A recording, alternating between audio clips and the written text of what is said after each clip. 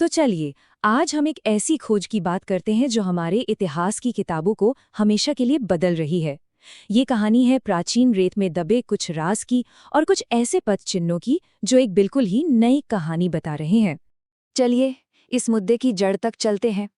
ये एक ऐसा सवाल है जिसने न जाने कितनी पीढ़ियों से वैज्ञानिकों और इतिहासकारों को उलझा रखा है कि आखिर अमेरिका की धरती पर पहला इंसानी कदम कब और किसने रखा था।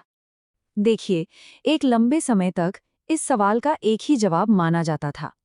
एक ऐसी आम राय जो स्कूलों में पढ़ाई जाती थी और जिसे लगभग हर कोई सच मानता था। और वो नंबर था 13,000 साल। सोचिए, ये नंबर एक तरह से पत्थर की लकीर बन चुका था।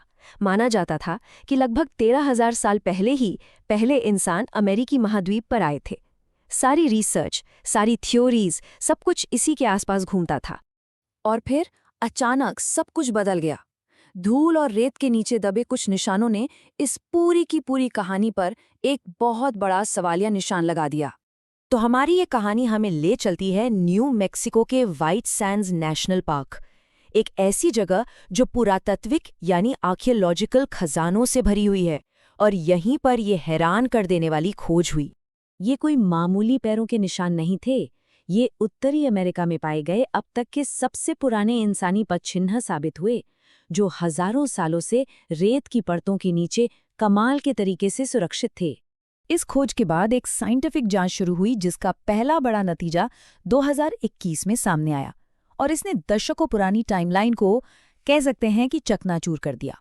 वैज्ञानिकों ने एक बहुत ही सटीक तरीका अपनाया, रेडियो कार्बन डेटिंग। इस तकनीक के जरिए वे पैरों के निशान के साथ उसी परत में मिले प्राचीन बीजों की उम्र का पता लगा सकते थे। और जो नतीजा सामने आया वो सच में हैरान करने वाला था। ये अब तक मानी जाने वाली कहानी से 1 या 2,000 साल नहीं, बल्कि पूरे 10,000 साल का फर्क था। जी हाँ, लगभग 23,000 साल। ये सिर्फ एक नंबर नहीं है, ये अमेरिकी महाद्वीप पर इंसानी इतिहास की हमारी पूरी समझ को ही बदल